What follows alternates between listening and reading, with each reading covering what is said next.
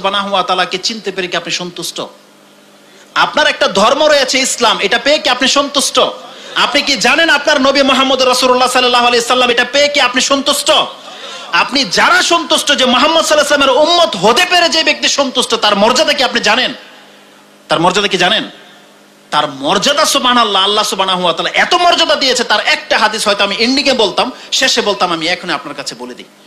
আবু যার রাদিয়াল্লাহু তাআলা, আবু সাঈদ খুদরিকে রাসূলুল্লাহ সাল্লাল্লাহু আলাইহি ওয়াসাল্লাম বলছেন, ইয়া আবু সাঈদ, মান রাদিয়া বিল্লাহি রাব্বান ওয়া বিল ইসলামি দীনান ওয়া বি মুহাম্মাদিন সাল্লাল্লাহু আলাইহি ওয়াসাল্লাম নাবিয়্যা ওয়াজাবাত লাহুল জান্নাহ।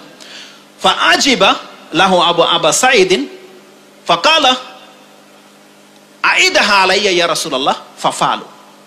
রাসূলুল্লাহ সাল্লাল্লাহু আলাইহি ওয়াসাল্লামকে বলছেন, আপনি কথাটাকে আমার জন্য আবার বলেন। রাসূলুল্লাহ আবার তাকে বলেছে, কি বলেছেন?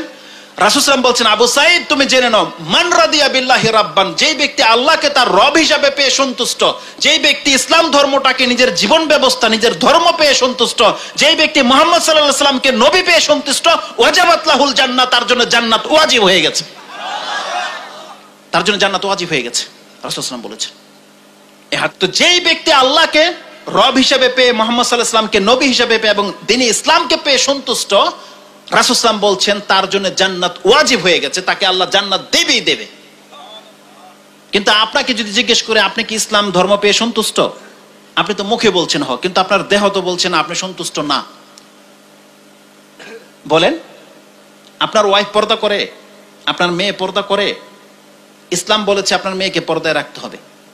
যদি আপনি সন্তুষ্ট হয়ে থাকেন তাহলে এটা মেনে নেওয়া উচিত ছিল।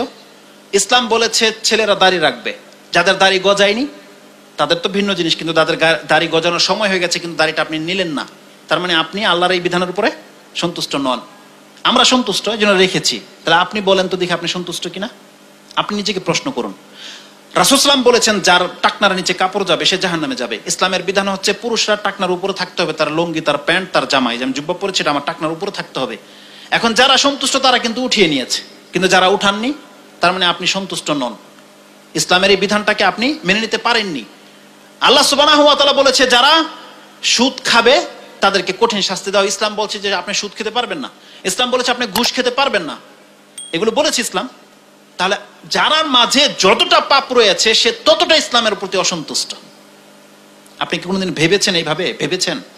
আপনি যদি আল্লাহকে রব হিসেবে পেয়ে সন্তুষ্ট, তাহলে আপনি আল্লাহ ছাড়া কোনোদিন কারো কাছে মাথা নত করতে পারেন না। আপনি যদি আল্লাহকে রব হিসেবে পেয়ে সন্তুষ্ট, আপনি যদি জানেন আল্লাহকে যে আপনার রাজ্জাক, তিনি আপনাকে বাঁচাতেও পারেন, মারতেও পারেন, তিনি আপনাকে সন্তান দিতেও পারেন, নাও দিতে পারেন, তিনি আপনাকে সুস্থ করতে পারেন, এগুলো যদি আপনি না জানেন তাহলে তো আপনি এদিক সেদিকে তো দৌড় ফারবেন। আপনার যে সমস্যা, আপনার এই সমস্যার হাল একমাত্র আল্লাহ মিটাতে পারে, পৃথিবীর কোনো শক্তি নেই যে এই সমস্যার সমাধান করে দিতে পারে। এই বিশ্বাস আপনার আছে?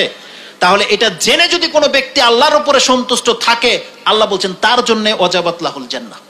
কিন্তু আল্লাহ সুবহানাহু ওয়া তাআলার কাছে 5 বছর বিয়ে করেছেন, বাচ্চা হয় না, আপনি পেরেশান হয়ে গেছেন, আল্লাহ তো শোনে না। আর যদি চলে যান মাজারে, তার মানে আপনি আল্লাহর কাছ থেকে মুখ ফিরিয়ে নিলেন। অথচ আল্লাহ সুবহানাহু ওয়া তাআলা বলতে চাচ্ছে, বান্দা আমি কিন্তু তোমার মরার আগ মুহূর্ত পর্যন্ত তোমাকে পরীক্ষা করব। ইবলিসকে আল্লাহ পরীক্ষা করেনি, পরীক্ষা করতে করতে তাকে ফেরেশতাদের কাতার পর্যন্ত নিয়ে গেছে। একটা কমান্ড শেষ জীবনের শেষ মুহূর্তে এসে সে আল্লাহর উপর থেকে অসন্তুষ্টি প্রকাশ করে দিয়েছে, সে আল্লাহর আদেশকে ফলো করতে পারেনি। আপনি কি বুঝেন না বিষয়গুলো এইভাবে? তাহলে আল্লাহ সুবহানাহু ওয়া তাআলা যে বিধানটি আমাদেরকে দিয়েছে, আপনাকে আল্লাহ অনেকভাবে পরীক্ষা করবে। আজকে আমি সালাত আদায় করছি, কালকে যদি সালাত না আদায় করি, এটা কত বড় ফিতনা বলেন। আজকে পৃথিবীতে এমন মানুষ আপনি পান না যে অনেক বড় আলেম, সে কাদিনী হয়ে গেছে, আপনি কি শোনেন না এইসব কথাবার্তা? তাহলে এটা কি তাকে আল্লাহ পরীক্ষা করা হয়েছে, সে পরীক্ষায় ফেল করেছে।